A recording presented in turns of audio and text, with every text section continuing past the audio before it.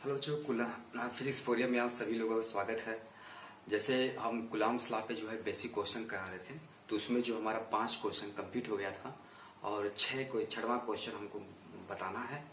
तो छठवां किस तरह का क्वेश्चन है, आइए उसको सीखते हैं। मैंने यहाँ पे ब्लैक बोर्ड पर पहले भी लिख दिया है। How much positive and negative charge is there 180 gram of water. यानी 180 ग्राम ऑफ वाटर में कितने पॉजिटिव नेगेटिव चार्ज होते हैं। ठीक बच्चों, आइए इसको सॉल्व करते हैं। इस तरह के क्वेश्चन, इसमें 3 स्टेप हैं, 3 स्टेप आपको सीखना है। ठीक है, अपने ध्यान में बैठा लीजिएगा। पहला स्टेप क्या है, सॉल्यूशन में इसको सॉल्व करते हैं। How much positive and negative charge there in 180 gram of water. तो सबसे पहले ये जो हमारा दिया हो 180 ग्राम ऑफ वाटर, इसमें कितने नंबर ऑफ मोल्स होंगे वो हम निकालेंगे। ठीक है, लिखेंगे number of moles in 180 gram of water. ठीक है, नंबर ऑफ मोल्स कितने हो जाएंगे 180 ग्राम ऑफ वाटर में, इसको हम कैपिटल एन से दिखा रहे हैं। Capital N is equal to कितना हो जाएगा मास ऑफ वाटर। क्या हो जाएगा, मास ऑफ वाटर। ये फार्मूला होता है, नंबर ऑफ मोल्स लिखाने का तरीका होता है। ये मास ऑफ वाटर अपान कितना होगा, मालिक्यूलर मास। क्या हो जाएगा, molecular mass. Mass of water कितना दिया हुआ है, 180 ग्राम दिया हुआ है। ये 180 अपान मालिक्यूलर मास कितना होता है वाटर का, मालिक्यूलर मास होता है वाटर का 18। तो कितना हो जाएगा 10 मोल्स हो जाएगा। कितना होगा 10 मोल्स। यानी 180 ग्राम में कितने नंबर ऑफ मोल्स होंगे, 10 मोल्स हो जाएंगे। ठीक है बच्चों, दूसरा स्टेप है, ये तुम्हारा पहला स्टेप नंबर ऑफ मोल्स निकालते हैं। नंबर ऑफ मॉलिक्यूल्स निकालेंगे, 10 मोल्स में कितने नंबर ऑफ मॉलिक्यूल्स होंगे। ठीक है, लिखेंगे therefore number of molecules in 10 moles of water. ठीक है, number of molecules in 10 moles of water. Number of molecules कैसे निकालते हैं, उसको हम स्मॉल एन से दिखाते हैं। Small N is equal to, ये जो है number of moles capital N में हम क्या करेंगे, एवोगैड्रोस नंबर से, है ना, एवोगैड्रोस नंबर से हम क्या करेंगे, मल्टीप्लाई कर देंगे। एवोगैड्रोस नंबर होता क्या है, कैपिटल एन की वैल्यू कितनी आई है, कैपिटल एन की वैल्यू हमारी 10 आई है। ये 10 इंटू एवोगैड्रोस नंबर 6.023 इंटू 10 की पावर कितना होगा 23। यानी नंबर ऑफ मॉलिक्यूल्स 10 मोल्स में कितने नंबर ऑफ मॉलिक्यूल्स हो गए, इतने मॉलिक्यूल्स हो गए। ठीक बच्चों, अब हम क्या करेंगे, total number of electron and proton in 180 gram of water में, यानी 180 ग्राम ऑफ वाटर में total number of electron and proton कितने होंगे उसको निकालेंगे। लिखेंगे therefore total number of electron and proton इन, है ना, इन ऐसे छोड़ रहे हैं। Total number of electron and proton is कितना हो जाएगा, टोटल नंबर ऑफ, इसको स्मॉल एन डैश से दिखा रहे हैं। Small N dash is equal कितना हो जाएगा, ये हमारा हो जाएगा total number of molecules small N, यानी 10 में हम क्या करेंगे, small N electron and proton, यानी 10 इंटू 6.023 इंटू 10 की पावर 23 इंटू कितना जाएगा 10, इंटू कितना जाएगा 10। यानी हम क्या करेंगे, कैपिटल एन में क्या करेंगे, स्मॉल एन का मल्टीप्लाई कर देंगे। ये हमारा कैपिटल एन है, ये हमारा क्या स्मॉल एन। तो ये टोटल नंबर ऑफ क्या हो जाएगा, इलेक्ट्रॉन एंड प्रोटॉन हो जाएगा। ठीक है, अब आगे की प्रोसेस क्या है, आगे की प्रोसेस हमारा ये है, आगे की प्रोसेस हमारा है कि टोटल नंबर, क्वेश्चन में क्या कहा है, total number of positive and negative charge 180 gram of water. तो लास्ट स्टेज हमारी यही है, total number of positive and negative, total number of positive and negative charge, total number of positive and negative charge in 180 gram of water. 180 gram of water is कितना हो जाएगा, उसको हम दिखाएंगे Q is equal to N dash into E, है ना, यही होता है ना, Q is equal to N dash E. तो एन डैश की वैल्यू हमारी कितनी है, एन डैश की वैल्यू हमारी ये है, एन डैश की वैल्यू आप लिख लीजिए कितना हो जाएगा 6.023 इंटू 6.023, ये 10 की पावर 23 और ये 10, यानी टोटल कितना हो जाएगा 10 की पावर 25 और E की वैल्यू कितनी होती है 1.6 इंटू 10⁻⁻19 गुलाम होता है।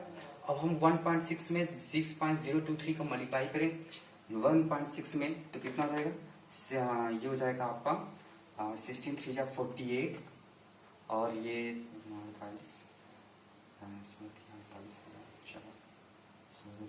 36 ये हो जाएगा और ये 6 और ये कितना हो जाएगा मल्टीप्लाई करने पर ये 6.36 इंटू 10 की पावर ये कितना था 6.36 यानी इसको हम लिख सकते हैं 6.3 इंटू 10 की पावर 6 ग्राम, यानी 180 ग्राम ऑफ वाटर में कितना होगा 6.3 इंटू 10 की पावर 6 गुलाम होता है। ठीक है बच्चों, तो एक बार मैं आपको फिर से समझा दे रहा हूँ इस तरह के क्वेश्चन को कैसे सॉल्व करते हैं। इस तरह के क्वेश्चन को सबसे पहले जो भी दिया हो, अगर पूछ जाए कि 180 ग्राम वाटर में या जो भी ग्राम हमारा दिया हुआ है, तो सबसे पहले हम नंबर ऑफ मोल्स निकालेंगे। नंबर ऑफ मोल्स कितने होंगे उस ग्राम ऑफ वाटर में, कितने नंबर ऑफ मोल्स होंगे। नंबर ऑफ मोल्स कैसे होता है निकलता है, नंबर ऑफ मोल्स को एक फार्मूला होता है मास of water upon molecular mass. तो हमारा क्या हो जाएगा नंबर ऑफ मोल्स निकल जाएगा। जैसे ही नंबर ऑफ मोल्स निकलता है तो हम क्या निकालेंगे molecular mass, number of molecules निकाल लेते हैं। जैसे नंबर ऑफ मॉलिक्यूल्स निकल जाते हैं तो total number of electron and proton निकाल लेते हैं, फिर उसके बाद total positive and negative charge निकालते हैं। ठीक है बच्चों, मैं आशा करता हूँ आपको ये चीज़ समझ में आई होगी। तो अगर आपको ये चीज़ आई है तो आप एक हमको क्वेश्चन करके दिखाएंगे, how much positive and negative charge is there in a cup of water. ये एनसीईआरटी का है question, how much positive and negative charge is there in a cup of water. इसका आंसर आप हमको कमेंट करके बताइएगा कि इसका आंसर होगा क्या। ठीक बच्चों, इसका आंसर आप हमको कमेंट करके बताएंगे, how much positive and negative charge is there in. बच्चों ये है हमारा न्यूमेरिकल है, how much positive and negative charges. जैसे मैंने क्वेश्चन बताया सेम टू सेम वैसे ही प्रोसेस है, इसका आंसर आपको कमेंट करके बताना है। ये आपके HW में रहेगा आपको कि एक कप ऑफ वाटर में कितने पॉजिटिव एंड नेगेटिव चार्ज होते हैं। ठीक बच्चों, आपको इस चीज को कमेंट में करके बताना है। ठीक है, तो ये है आपका ये टॉपिक। फिर इसके बाद जो है हम बच्चों अगले जो हमारी टॉपिक है वो है continuous charge distribution. Continuous charge distribution होता क्या है, हमने ब्लैक बोर्ड पे यहाँ पे लिख दिया है कंटिन्यूअस चार्ज डिस्ट्रीब्यूशन होता क्या है। जैसे मैंने यहाँ पे ब्लैक बोर्ड पे लिखा है, the region in which charges are closely spaced is said to be continuous charge distribution. यानी वह रीजन, वह क्षेत्र जिसमें चार्ज क्या होता है एक दूसरे की वेरी क्लोज होता है, वह रीजन जिसमें चार्ज क्या होता है एक दूसरे के एकदम समीप होता है, ऐसे रीजन को हम क्या बोलते हैं कंटिन्यूअस चार्ज डिस्ट्रीब्यूशन बोलते हैं। यह 3 प्रकार का होता है, एक लीनियर चार्ज डेंसिटी या लीनियर चार्ज डिस्ट्रीब्यूशन, दूसरा सरफेस चार्ज डिस्ट्रीब्यूशन, तीसरा क्या होता है वॉल्यूम चार्ज डिस्ट्रीब्यूशन होता है। ठीक बच्चों, तो मैं एक बार फिर से रिवीजन कर रहा हूँ, वह रीजन जिसमें चार्जेस एक दूसरे की वेरी क्लोज होते हैं उसको क्या बोलते हैं लीनियर चार्ज डिस्ट्रीब्यूशन बोलते हैं। It is of 3 types, linear charge distribution, surface charge distribution और क्या होता है वॉल्यूम चार्ज डिस्ट्रीब्यूशन। हम पारी पारी जो है हम मतलब समझ, अब हम क्या करेंगे सबको एक एक करके पढ़ेंगे। लीनियर चार्ज डिस्ट्रीब्यूशन क्या होता है, सरफेस चार्ज डिस्ट्रीब्यूशन क्या होता है और वॉल्यूम चार्ज डिस्ट्रीब्यूशन क्या होता है, सबको हम क्या करेंगे एक एक करके हम अध्ययन करेंगे। तो आई होप मैं ये आशा करता हूँ कि आपको ये चीज़ समझ में आई होगी कि कंटिन्यूअस चार्ज डिस्ट्रीब्यूशन होता क्या है। ठीक बच्चों, आप जो है जो एक प्यारा सा कमेंट जरूर किया करिए। ठीक है, तो हम स्टार्ट करते हैं लीनियर चार्ज डिस्ट्रीब्यूशन होता क्या है, लीनियर चार्ज डिस्ट्रीब्यूशन बारे में अध्ययन। आगे जो हमारी जो टॉपिक है लीनियर चार्ज डेंसिटी में हम पहले टॉपिक पढ़ेंगे। हमारी पहले टॉपिक क्या है, हमने बताया कि लीनियर चार्ज डेंसिटी को हम 3 भाग में डिवाइड करेंगे, एक लीनियर चार्ज डिस्ट्रीब्यूशन, दूसरा क्या होता है सरफेस चार्ज डिस्ट्रीब्यूशन, तीसरा क्या होता है वॉल्यूम चार्ज डिस्ट्रीब्यूशन। तो सबसे पहले हम क्या पढ़ेंगे लीनियर चार्ज डिस्ट्रीब्यूशन के बारे में। लीनियर चार्ज डिस्ट्रीब्यूशन जो होता है नाम से ही स्पष्ट है, लीनियर चार्ज डिस्ट्रीब्यूशन यानी 1 डायमेंशन, यानी चार्ज का डिस्ट्रीब्यूशन किस में हो 1 डायमेंशनल कर्व में हो या लाइन में हो, है ना। It is the charge distribution, जैसे मैंने यहाँ पे पहले से ही लिख रखा है, it is the charge distribution along the 1 dimensional curve or line. We define the linear charge density at any point on the line is charge per unit length of the line at that point. ठीक है, अभी समझ में आएगा आपको।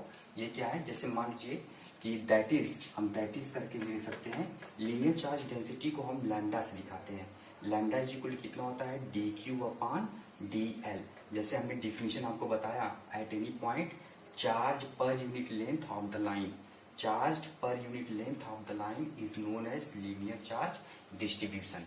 Main चीज आपको यहाँ पे फोकस करना है, charge per unit length, charge per unit length is known as linear charge distribution. क्या कहता है, लीनियर चार्ज डिस्ट्रीब्यूशन। लेकिन पूरी कहानी कैसे बनती है, पूरी कहानी आप ऐसे समझेंगे, जैसे मान लीजिए कि हमारे पास एक लीनियर कर्व है, यानी एक लाइन है, और ये कंडक्टर है। ये क्या है, कंडक्टर, यानी एक चार्ज कंडक्टर है। ठीक बच्चों, इस चार्ज कंडक्टर पे हम यहाँ पे एक छोटा सा चार्ज, यहाँ पे हम क्यू नॉट मान रहे हैं। ये जो छोटा सा चार्ज है, इसकी लंबाई जो है डीएल लंबाई, एक छोटा सा चार्ज रखा हुआ है। ठीक है, तो इस छोटी सी लंबाई पे जो चार्ज रखा हुआ है, तो उसको क्या कहेंगे, charge per unit length, charge per unit length, यानी क्यू नॉट, यानी D Q upon D L.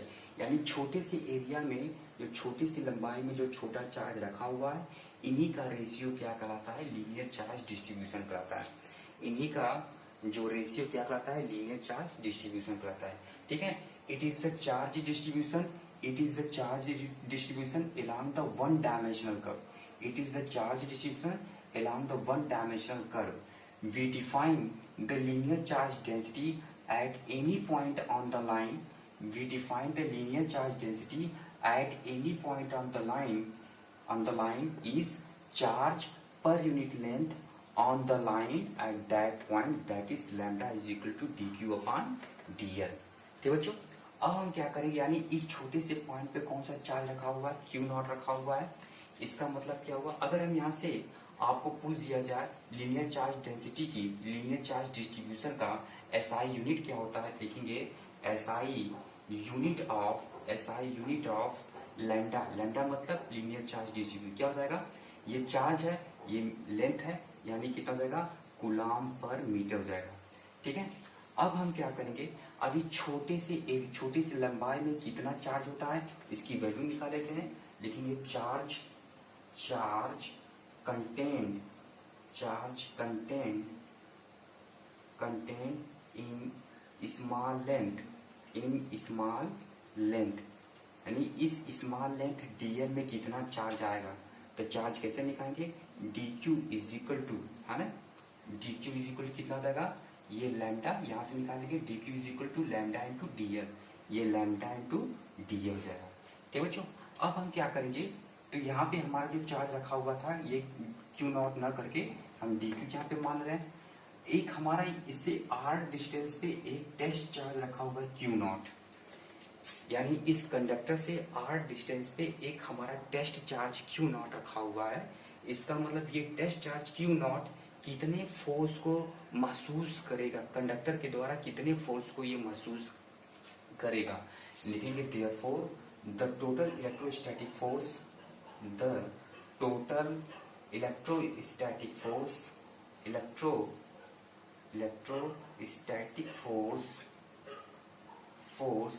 exerted by total electric force exerted on Q naught due to entire length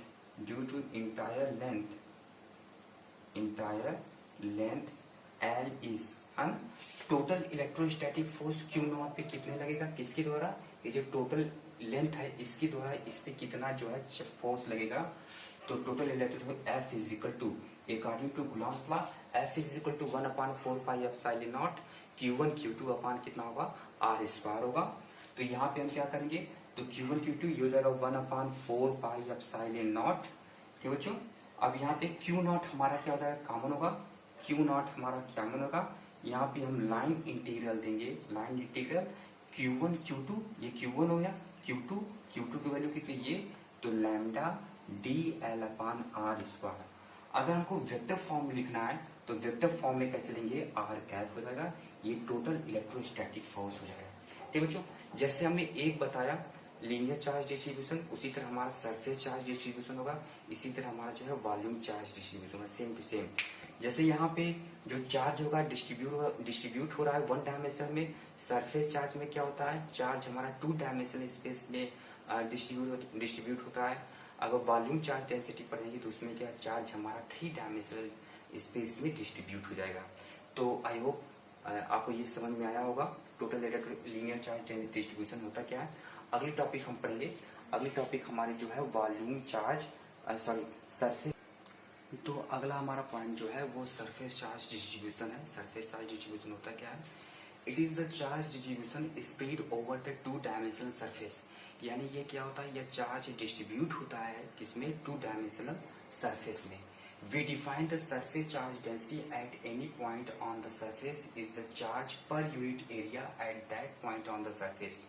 यानी sigma is equal to dq upon ds, यानी किसी भी point पे जो surface charge distribution होता है वो बराबर होता है, किसी भी पॉइंट पे सरफेस चार्ज डिस्ट्रीब्यूशन बराबर होता है charge per unit area at that point on the surface. जैसे मान लीजिए कि हमारे पास ये क्या है, एक सरफेस है, यहाँ पे हमारे पास क्या है, एक सरफेस है। इस सरफेस पे क्या है, पूरा ये सरफेस हमारा जो है ये पूरा टोटल चार्ज है। ये सरफेस हमारा टोटल क्या है, ये सरफेस हमारा टोटल चार्ज है। तो पहले आप ये डिफिनेशन, सबकी definition linear charge distribution, surface charge distribution और वॉल्यूम चार्ज डिस्ट्रीब्यूशन सबकी डिफिनेशन सेम है, बस सिंबल क्या हो रहे हैं, अलग अलग हो जा रहे हैं। तो वी डिफाइन यानी किसी भी पॉइंट पे, जैसे मान लीजिए कि हमारे पास यहाँ पे एक कोई छोटा सा एरिया मान रहे हैं, ये छोटा सा एरिया है, ये छोटा सा क्या है, एरिया है जिसका सरफेस एस है। तो यहाँ पे जो चार्ज रखा हुआ है इस छोटे से एरिया पे छोटा सा चार्ज कितना, ये छोटा सा एरिया कितना मान रहे हैं, ds है, इस पे छोटा सा चार्ज क्या हो जाएगा, dq हो जाएगा, है ना। तो ये सरफेस है, इस सरफेस पे छोटा सा एरिया माने ds, इस छोटे से एरिया पे जो छोटा चार्ज है वो कितना है, dq है।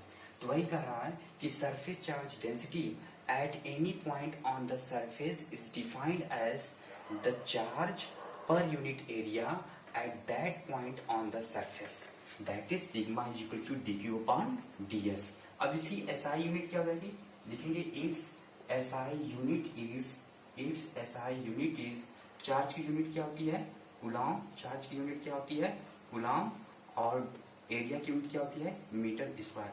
बच्चों ये कभी कभी जो है एमसीक्यू में पूछ देता है कि सरफेस चार्ज डेंसिटी या लीनियर चार्ज डेंसिटी या वॉल्यूम चार्ज डेंसिटी की एसआई यूनिट क्या होती है, इसका डायमेंशन निकालने के लिए पूछ दिया जाता है, ठीक है।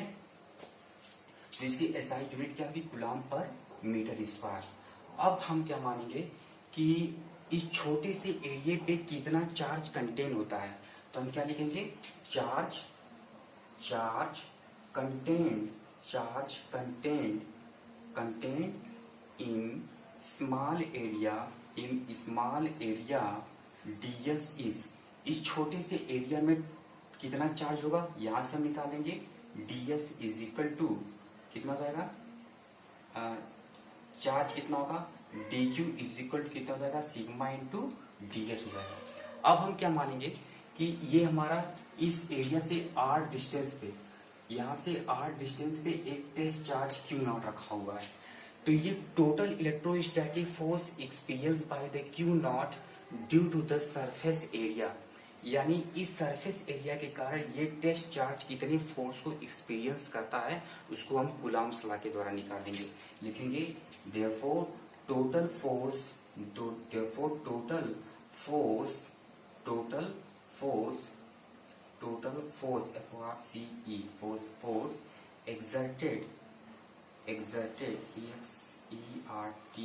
exerted on charge Q0 due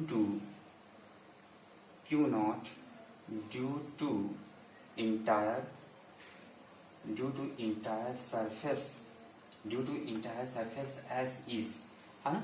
तो total charge exerted on Q0 due to the entire surface is, उसको हम किसे दिखाएंगे, Fs से। सेम टू सेम वही फॉर्मूला क्या होगा, Q0 हमारा ये तो कॉमन है, एक ही चार्ज रखा हुआ है, ये Q0 upon 4 pi epsilon not बाहर हो जाएगा, Q0 4 पाई एप्सिलॉन बाहर हो जाएगा, अंदर क्या बचेगा, दूसरा Q0 यानी Q1 Q2 हमारा कितना है, ये है। तो सिग्मा इंटू ds, ये हमें इंटीग्रल यहाँ पे क्यों लगा रहे हैं, क्योंकि ये सरफेस पे बहुत सारे चार्ज हैं। जब बहुत सारे चार्ज है तो उसको ऐड करने के लिए हम क्या लगा देंगे, यहाँ पे इंटीग्रल लगा दिए। उसी तरह वहाँ पे लीनियर चार्ज डिस्ट्रीब्यूशन क्या था, वन डायमेंशनल कर्व था, वन डायमेंशनल कर्व में हमने इंटीग्रल लगाया था। इसका मतलब क्या था कि वो जो कंडक्टर था उस कंडक्टर में बहुत सारे चार्ज थे, इसलिए हमने क्या किया था वहाँ पे टोटल निकालने के लिए इंटीग्रेट कर दिया था। तो ये टोटल चार्ज, ये क्यू नॉट हमारा जो टेस्ट चार्ज है ये बाहर हो गया क्योंकि सिंगल चार्ज है। जब हम सरफेस की बात करते हैं तो वहाँ पे बहुत सारे चार्ज, इसलिए हमने क्या लगा दिया, इंटीग्रल लगा दिया अपान इनके बीच का डिस्टेंस कितना है, आर स्क्वायर, ये सरफेस इंटीग्रल है। अगर हम वेक्टर फॉर्म पे लिखना चाहते हैं तो ये आर कैप हो जाएगा। ये हमारा हो गया सरफेस चार्ज डिस्ट्रीब्यूशन। ये क्या हो जाएगा, सरफेस चार्ज डिस्ट्रीब्यूशन रहेगा। ठीक बच्चों, तो ये आपको क्लियर हो गया कि ये क्या होगा। ठीक है, अगली बच्चों जो अगली हमारी टॉपिक है वो है volume charge density. Volume charge density same to same वही linear charge distribution, volume charge distribution और same to same linear charge distribution, surface charge distribution की तरह ये हमारा वॉल्यूम चार्ज डिस्ट्रीब्यूशन है। यानी इसमें चार्ज क्या होता है, थ्री डायमेंशनल स्पेस में क्या होता है, डिस्ट्रीब्यूट होता है। यानी volume charge density at any point in the volume is defined as the charge contained per unit volume at that point in the volume, at that point in the volume। Volume linear charge density को हम lambda से दिखाते थे, surface charge density को हम sigma से दिखाते थे। इसी तरह वॉल्यूम चार्ज डेंसिटी को हम रो से दिखाएंगे, दैट इज यहाँ पे क्या हो जाएगा, rho is equal to d Q upon D v. मुझे ये डिफिनेशन मैं पहले से इसलिए लिख देता हूँ कि जो है समय कम लगे, इसलिए मैं यहाँ पे लिख देता हूँ। तो रो इज इक्वल टू कितना होता है, D Q upon D V. अगर हम इसकी एसआई यूनिट की बात करें, इसकी एसआई यूनिट क्या लगी, इट्स एसआई यूनिट इज, जैसे ये चार्ज है ये वॉल्यूम है, यानी कितना जाएगा, कूलाम पर मीटर का क्यूब। ठीक है, ये क्या जाएगा, कूलाम पर मीटर का क्यूब। आइए अब इसको समझते हैं कि जैसे मान लीजिए कि हमारे पास ये क्या है, एक स्पेस है। स्पेस में जानते हैं स्पेस में क्या होता है, थ्री डायमेंशनल होता है। तो ये स्पेस में क्या है, बहुत सारे ये चार्ज, ये बहुत सारे चार्ज इसमें भरे हुए हैं। इसमें क्या है, ये बहुत सारे चार्ज इसमें भरे हुए हैं, ये बहुत सारे चार्ज इसमें भरे हुए हैं। तो इसमें एक छोटा सा वॉल्यूम हम ले लेते हैं, एक छोटा सा वॉल्यूम हम ले लेते हैं। ठीक है, इस वॉल्यूम का एक छोटा सा क्यूब ले लेते हैं। इस छोटे से क्यूब पे जो चार्ज है वो छोटा चार्ज है कितना, डी क्यू, और वॉल्यूम इसकी कितनी है, डी वी। यानी छोटा चार्ज का जो एरिया है यानी वो क्या है, डीवी है। ठीक है, तो इसका मतलब ये जो क्यूब है वो कितने चार्ज को कंटेन करता है। ठीक है, द स्मॉल लिखेंगे therefore the small charge, the small volume contain the charge is, है ना। तो क्या लिखेंगे, the small the charge contain in the small volume is, क्या लिखेंगे, the charge contained in small volume is, है ना। छोटे से वॉल्यूम में कितना चार्ज होगा, कैसे निकालेंगे, हम यहाँ से निकालेंगे, कितना हो जाएगा, D Q is equal to rho D V. ठीक है, ये तो हमारा Q2 निकल गया, क्या निकल गया, Q2। अब हमें एक टेस्ट चार्ज मानेंगे जो इससे कितने डिस्टेंस पे रखा हुआ है, वो r डिस्टेंस पे रखा हुआ है। कितने डिस्टेंस पे रखा हुआ है, r डिस्टेंस पे रखा हुआ है। यानी इस छोटे से वॉल्यूम से r डिस्टेंस पे एक छोटा चार्ज, एक चार्ज Q नॉट रखा हुआ है। तो ये जो वॉल्यूम है, ये जो स्पेस है, ये स्पेस इस छोटे से चार्ज पे कितना टोटल फोर्स लगा रहा है, यानी ये कितने टोटल फोर्स को महसूस कर रहा है। Therefore the total force exerted on Q naught